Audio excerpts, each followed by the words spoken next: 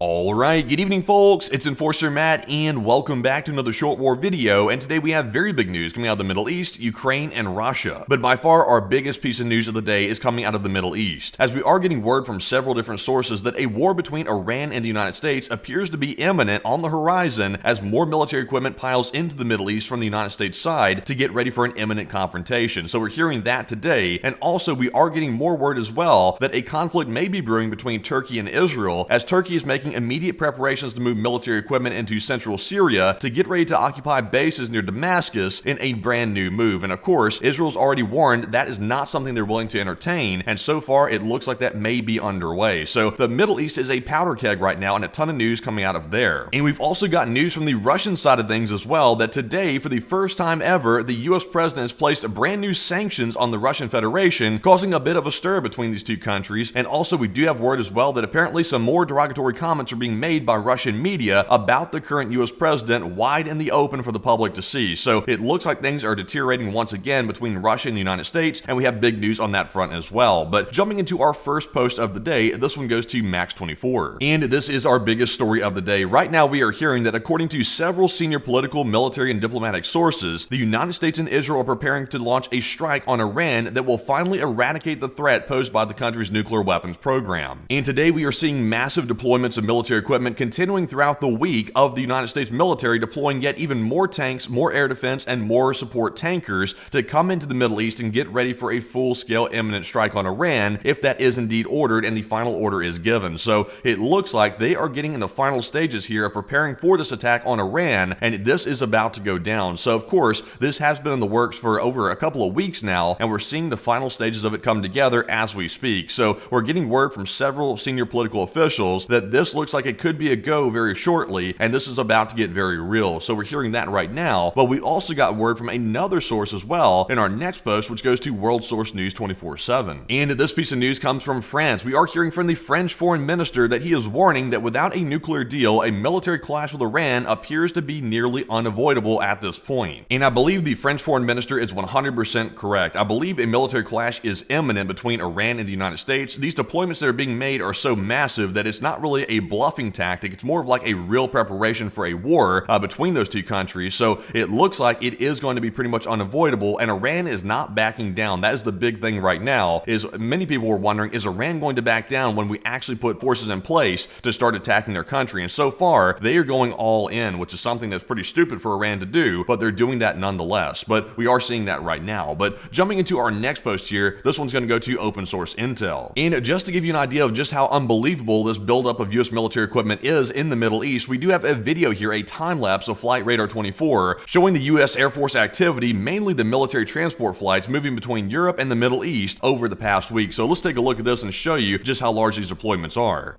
And as you can see, it's very low resolution, but as you can see, there are all the US Air Force flights moving around from other areas inside of Europe and going right into the Middle East and taking all this new military equipment with them to get ready for an imminent strike on Iran. So this is a very, very large movement of military equipment. This is not usual. I know some people are going to try to write this off as usual behavior. This is not. This is a very large deployment, and we are seeing that right here on Flight Radar, tracking these Air Force aircraft going to the Middle East. So very large indeed, and more proof of it right there in the video. But with that, moving into our next post here, this one goes to Global Military Info, and we have seen here some more details about the specifics of the deployments, and we've heard that in recent weeks, the United States has significantly reinforced its military presence in the Middle East, adapting its force posture to address escalating regional tensions, and the key developments include extending the USS Harry S. Truman Carrier Strike Group's deployment into the CENTCOM AOR, as well as redeploying the USS Carl Vinson Carrier Strike Group from the Pacific to the Middle East, and also positioning those 6 B-2 stealth bombers at Diego Garcia alongside pre-positioned logistic and fuel assets. Also, we have begun deploying additional air defense assets to the Middle East, including 2 Patriot missile batteries and a THAAD system, repositioned from the Pacific once again to the Middle East. And now we're seeing that we've reinforced air power with the deployment of A-10s, F-35s, and F-16s, all going to the Middle East. So like I said, very large deployments, and the big deal is right here is we're pulling air assets from other regions where it's needed over there. Like for example, in the Pacific, there are things brewing up right now between China and Taiwan and other areas of the world, but we are finding this Middle East situation so pressing right now that we are actually redeploying those from the Pacific over here to the Middle East to get ready for this imminent war. So that shows you this is not simply a bluff. This is a real preparation for war, and it looks like they are putting that into place right now. But also, moving into our next post, speaking of that exact issue, we do have some more information from FITUX Network. And as I mentioned, the United States has been pulling air defenses such as the THAAD and the Patriot from other theaters and moving them into CENTCOM via airlift for the last few days, and the movements have been tracked, and we do have a statement here from apparently NBC that the experts believe this suggests thoughts of a sustained campaign in the Middle East, and it looks like this could be something that is going to be a long-term operation, once again suggesting a prolonged war with Iran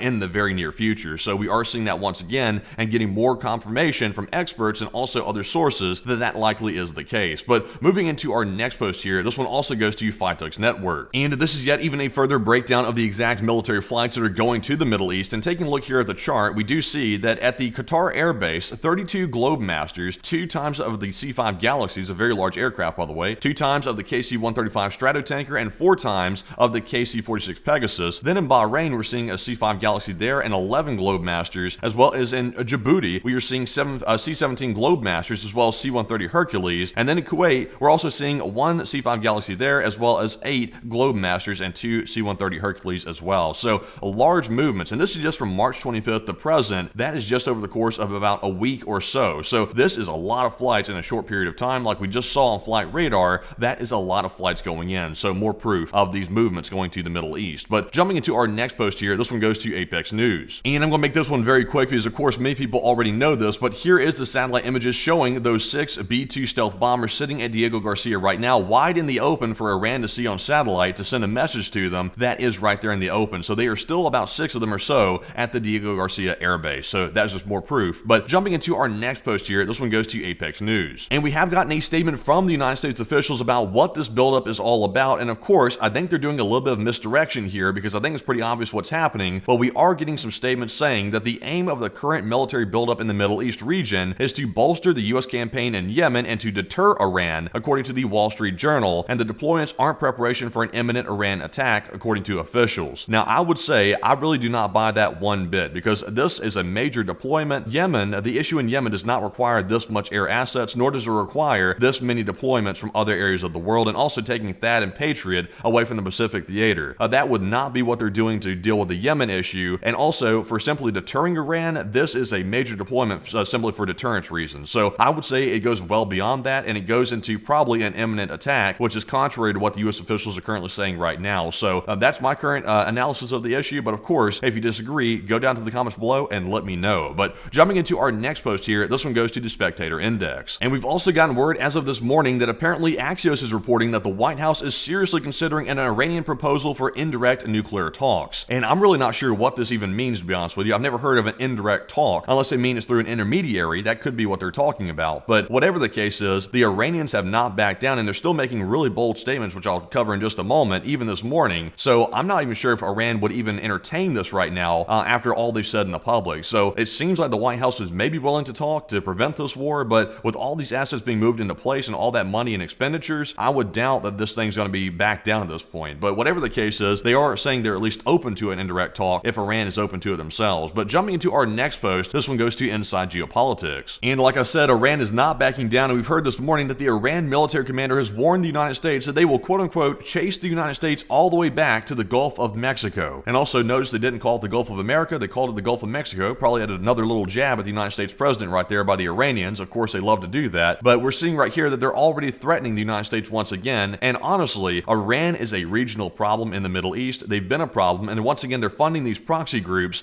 for example, down in Yemen that we're currently fighting, that is actually being somewhat resilient to these airstrikes. Right now, they're causing a major problem in the Middle East. And Iran is still running their mouth, even right now. And they're still in the process of allegedly developing a nuclear weapon. So a completely rogue state in Iran. And honestly, it's about time they get dealt with because they're getting out of control even worse with no consequences. So Iran is up for a new lesson, I think. And I think they're about to learn it very shortly. But jumping into our next post here, this one's going to go to open source intel. And if you thought the Iran situation was enough to deal with on its own, we're getting a brand new situation brewing as well between Turkey and Israel. This morning, we've gotten word and apparently video footage allegedly showing that Turkey is deploying military convoys to Syria to establish bases in the Homs and Damascus regions. And like open source intel said, this seems to be a disaster in the making, and honestly, it really does. If this is corroborated further, because right now it's being reported by military journalists inside of Syria that this is taking place, and also some Turkish ones as well. If this is confirmed, this is not a good thing to happen right now, because there's already enough instability in the region, and Turkey is about to go into a problem with Israel, because Israel does not want Turkey moving this stuff into central Syria, and it looks like Turkey might be doing that as we speak. So let's take a look at the video and see what is allegedly being moved into central Syria. So as we can see right here, there appears to be a lot of military trucks carrying some types of military equipment, including some tanks and other vehicles, and they're moving this allegedly into central Syria from the Turkish side. So once again, very bad timing on this. This couldn't have happened at a worse time, because I think Israel's going to want to respond to this as well, in addition to the situation going down between Iran and the United States. So it's about to be a powder keg in the Middle East, thanks to the actions of many people that are not using good common sense right now,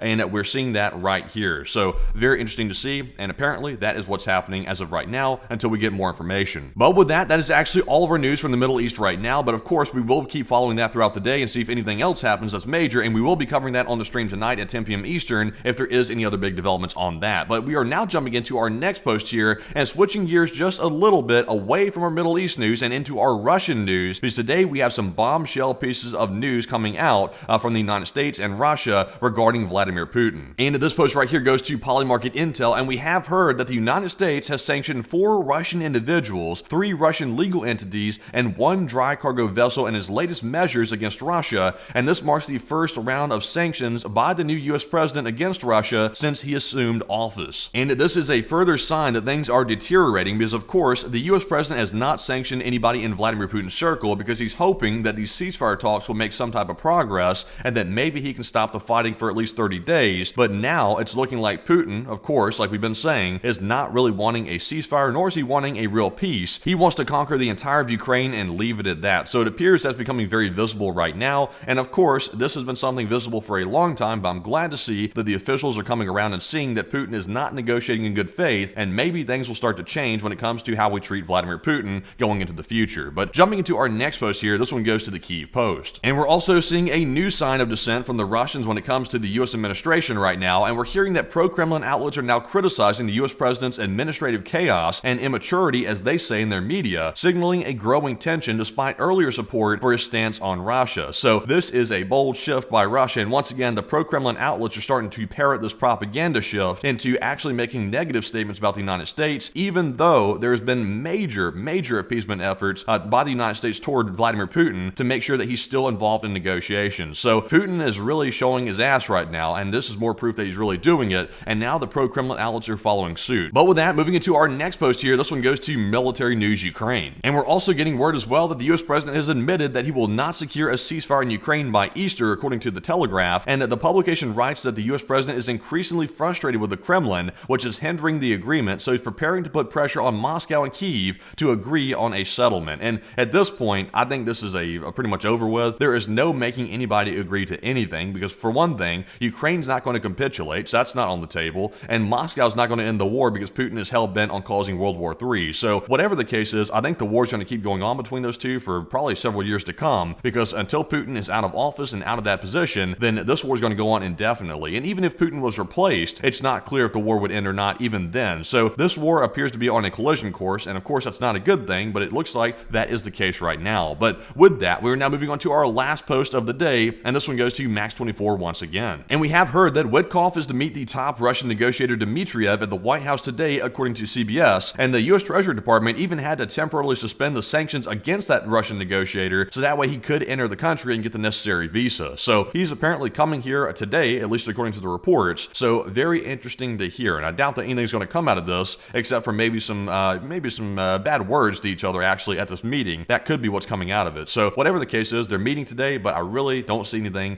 being fruitful from it. But with that, folks, that is actually our last piece of news for the day. But before you go, smack the like button and also subscribe to the channel as well if you already haven't for more daily war updates just like this one. And also, by the way, go down to the comments below and put LSA, 3 letters, LSA, to let us know you watched the video to this point. Also, very big news as well. We are expecting that tonight, Wednesday, April the 2nd, that we will be restarting our nightly live war streams here on YouTube at 10 p.m. Eastern, because the Enforcer is returning today, and once again, we should be back to streaming tonight. Be sure to join us for that and be on the lookout for more announcements from the channel. And also, by the way, if you want to support support the channel financially, you can do so on our Patreon page, and the link is in the description below for Patreon, where you can go over there and sign up for a monthly membership and support the channel that way, which is a very big help, is of course, that helps keep the channel running, and a huge shout out to our Patreon supporters for making that all possible. But with that, we will see you hopefully tonight at 10 p.m. Eastern, and with that, bye-bye for now.